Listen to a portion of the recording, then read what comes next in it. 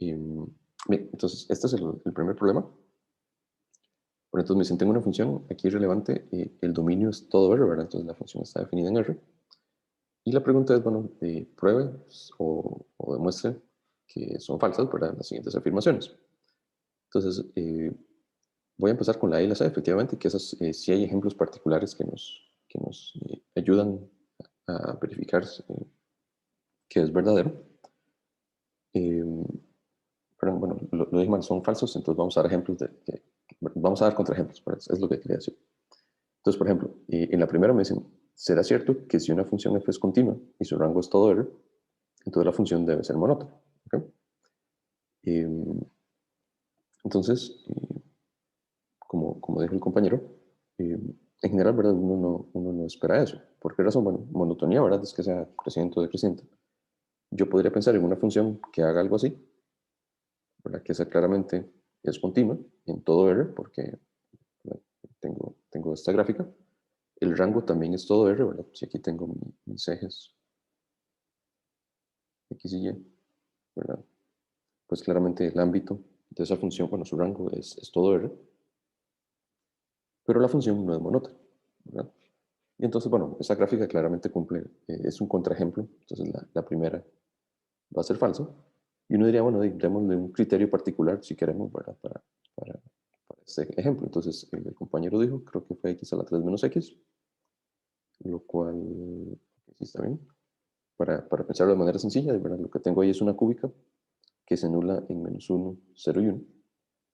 Si yo considero la función x a la 3 menos x, esa función es una cúbica, entonces al tener grado impar, ¿verdad? Uno sabe que en menos infinito va para menos infinito, tiene estos tres ceros, y esta función claramente es continua, su rango es R,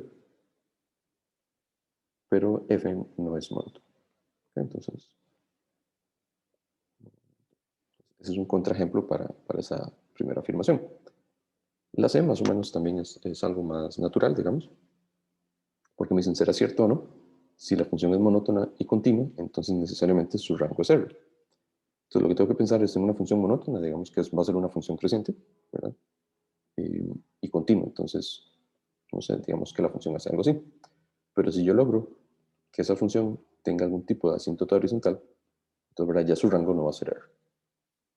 Y pues el ejemplo más natural que uno se le podría ocurrir tal vez es efectivamente el arco tangente, la tangente inversa, como prefieren llamar, que esa sabemos que su gráfica, ¿verdad?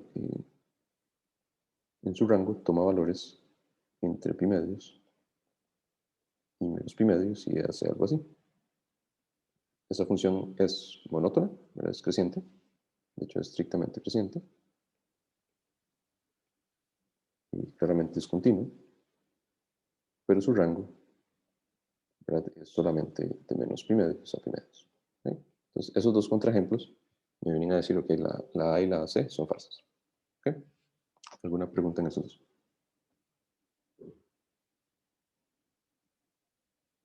No, todo Sí, claro. está bien. Okay.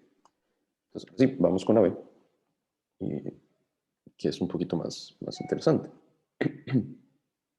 Entonces, me dicen, bueno, tengo una función que es monótona. Tengo una función que es monótona. Y su rango es R. Y la pregunta es, ¿será cierto que f es continuo? ¿Okay? Entonces, igual, uno que piensa, bueno, yo digo, gastamos unos minutos tratando de encontrar un contraejemplo. ¿Okay? Pero cuando uno intenta eso, bueno, si es monótono, no sé, digamos, si es creciente, y la monotonía como que no me deja, en el momento en el que yo brinque,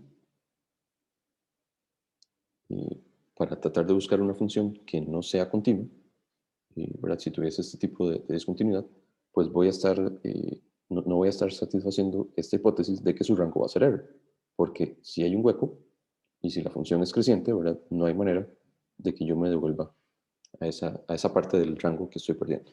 No sé si me explico. Pero eso, ¿verdad? Podría ser un problema Y pareciera entonces que construir un ejemplo no va a ser nada trivial. Entonces uno dice, bueno, Dino, como que hay algo que está fallando.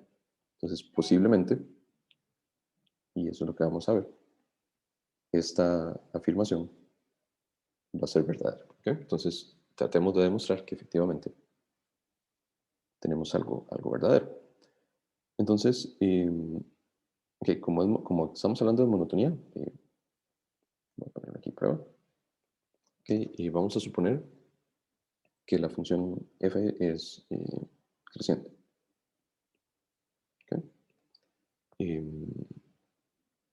Básicamente, sí, ¿verdad? O va a ser creciente o va a ser decreciente.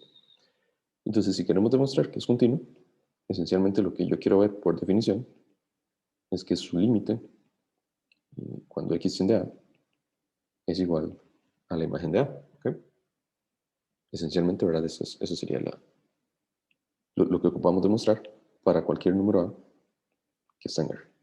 ¿Okay? Y entonces la pregunta es, bueno, ¿cómo demostramos eso? ¿Okay? Entonces, bueno, el primer detalle, y aquí vamos a usar un lema particular, que tal vez voy a demostrarlo, creo que sería bueno incluirlo por acá, que ahí es donde va a estar la ciencia, digamos, de todo el ejercicio. Si yo tengo una función f que es monótona, como en este caso, ¿verdad? Que estamos asumiendo que es monótona, y yo me doy cualquier valor real en su dominio, sumamos que f está definido en todo R, entonces siempre el límite cuando yo me acerco por la derecha y el límite cuando yo me acerco por la izquierda de esa función existe. ¿Sí? Entonces ven qué interesante, ¿verdad? Aquí estoy diciendo, si yo tengo una función que es monótona, no importa lo que sea que yo haga, ¿verdad? Si siempre voy creciente o incluso ahora podría quedarme constante y demás, en cualquier punto yo siempre voy a poder hablar de un límite por la izquierda y un límite por la derecha. Podría ser que mi función sea discontinua, ¿verdad? En cuyo caso pues los límites no son iguales, pero ambos límites existen. Y, y eso, ¿verdad? Sin hablar de continuidad, simplemente por ser monótono, yo sé que en cualquier punto de su dominio esos límites van a existir. Entonces vamos a hacer esa prueba. Y la prueba me parece bonita y por eso es que creo que vale la pena discutirla. ¿Queda claro lo que dice Elena? ¿Sí? Sí, Entonces, bastante claro. entonces, sin pérdida de generalidad, vamos a suponer que la función f es creciente. ¿Okay? Si es decreciente, pues simplemente se cambian las desigualdades y todo. Entonces, lo puse, ¿verdad? La función aquí f está definida en todo R, pero podría estar definida en un dominio, un intervalo, lo que sea. Entonces voy a tomar valor en R, que es donde voy a analizar la existencia o no del límite, y voy a darme un epsilon positivo porque voy a utilizar la definición de epsilon para demostrar que sus límites existen. ¿Okay? Entonces, ¿qué pasa? Como f es creciente, y lo primero que voy a pensar es qué pasa cuando estoy a la izquierda. O sea, qué pasa cuando x se acerca por la izquierda. O sea, voy a demostrar que este primer límite existe. El segundo, perdón, lo dije bien, pero lo señalé mal. Entonces voy a ponerlos en orden. Voy a hablar aquí el de la izquierda y luego el de la derecha. Entonces, aquí vamos a demostrar el de la izquierda, el de la derecha pues es lo mismo, solo que me fijo qué pasa después de él. Entonces, se tiene que y f de x, ¿verdad? Como la función es creciente, es menor o igual que f de a para todo x más pequeño que a. ¿Okay? Eso en particular, ¿qué es lo que me dice? Bueno, f de a es una cota superior, ¿verdad? En ese, también voy a ponerlo, voy a escribirlo mejor. O sea, S, el conjunto de todas las imágenes, donde estoy tomando valores menores que A. ¿Okay? Entonces lo que acabo de decir es que f de A es una cota superior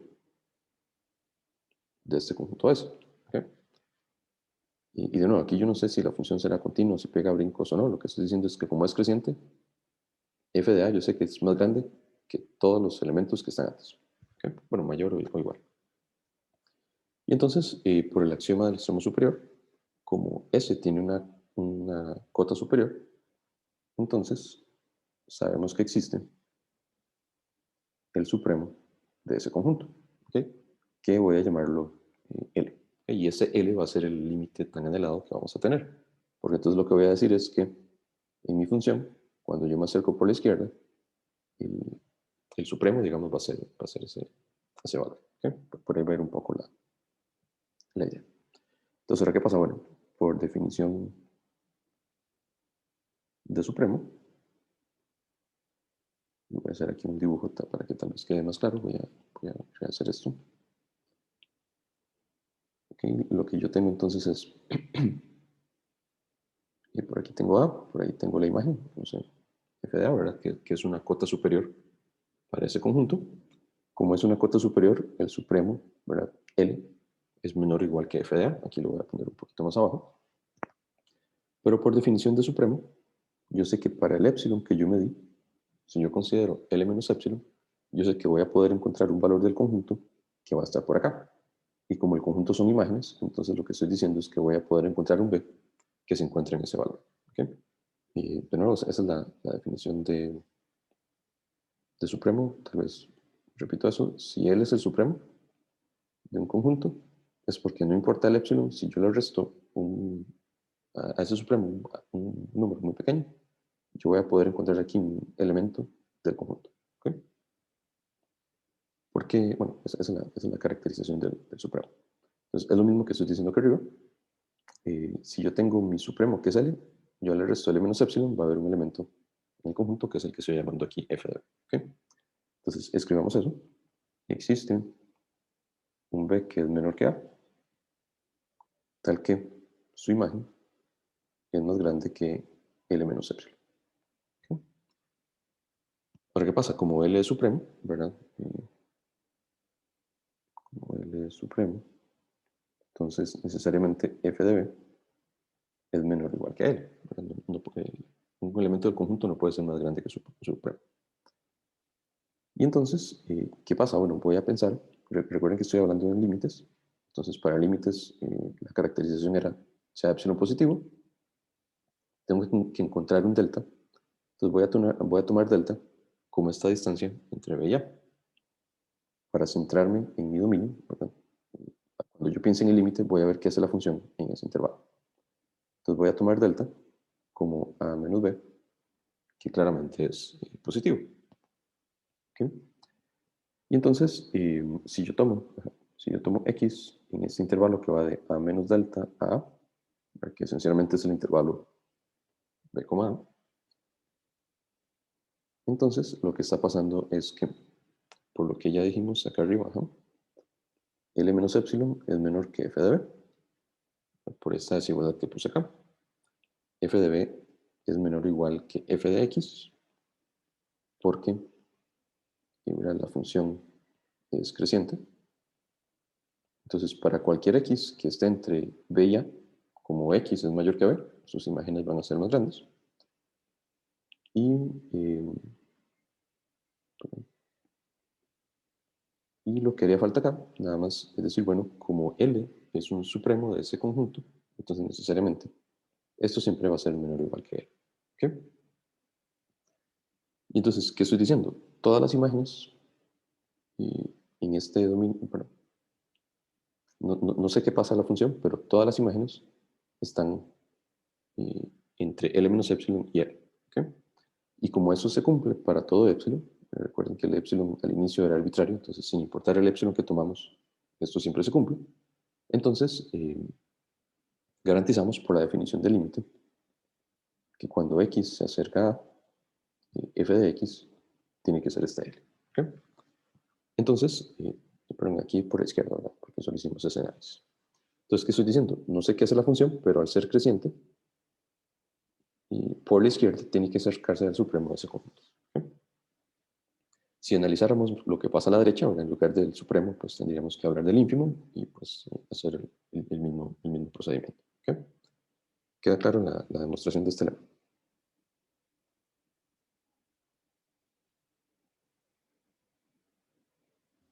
Sí, ya Sí, lo veo bien. excelente. Gracias. Si tienen alguna pregunta, ¿verdad? Pueden también escribir por el chat. Entonces, eso es un lema, creo yo, bastante bonito, porque me dicen, si usted sabe que algo es monótono, usted sabe que el límite siempre existe por la izquierda y por la derecha. que esa es una de las hipótesis que teníamos en la pregunta B, ¿verdad? Aquí dijimos mi función f es monótona. ¿Ok? Entonces, eso nos va a ayudar, ahora sí, cuando yo estoy en un valor A, yo sé que el límite por la izquierda existe, el límite por la derecha existe. Ahora, ¿será posible que exista un brinco? ¿Verdad? Recuerden que queremos demostrar que f es continuo. Entonces, lo que vamos a escribir es que no es posible que existan ese tipo de brincos, porque si tuviese un brinco, voy a tener un hueco en el rango. ¿Ok? Y por hipótesis, mi rango era todo R. Entonces, esa esencialmente es la idea de la prueba. Entonces, voy a escribirlo por acá. Sean... aún no he escrito nada. Ajá. Entonces, aquí voy a poner así. Voy a darme a un número real que está en el dominio. Por el lema anterior, sabemos que si yo me acerco por la izquierda, este límite existe y lo voy a llamar L1. Y si me acerco por la derecha, este límite existe y lo voy a llamar L2. Lo que estoy diciendo es, por el lema, sé que esos dos límites existen. Si los límites L1 y L2 fueran iguales, ¿verdad? Ya está, porque entonces el límite de la izquierda sería igual al límite de la derecha. Y aquí tal vez hay que hacer un caso, tal vez hay que ser más claros en eso, ahora que lo pienso. ¿Verdad? Pero cuando tomo ambos, como L es el supremo de este conjunto, y cuando estoy por la derecha es el ínfimo del otro conjunto, si ese supremo y ese ínfimo coinciden, entonces la única opción, ¿verdad?, al tener intervalos disjuntos, es que esos límites sean igual a f. ¿Okay? Y tal vez hay que escribir una oración más, pero esa es la idea. Y si fueran diferentes,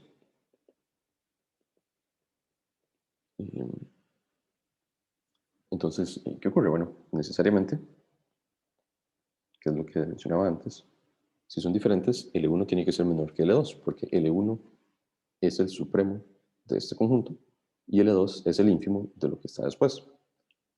Como la función f es creciente, ya estamos asumiendo que f es creciente, entonces necesariamente el SL2 va a ser más grande. Y entonces, ¿qué ocurre? Bueno, de nuevo, por monotonía, yo lo que tengo es que mi función es menor que L1 si yo estoy a la izquierda de A, y mi función es más grande que L2 si yo estoy a la derecha de A, ¿verdad? Que es lo que mencionaba antes.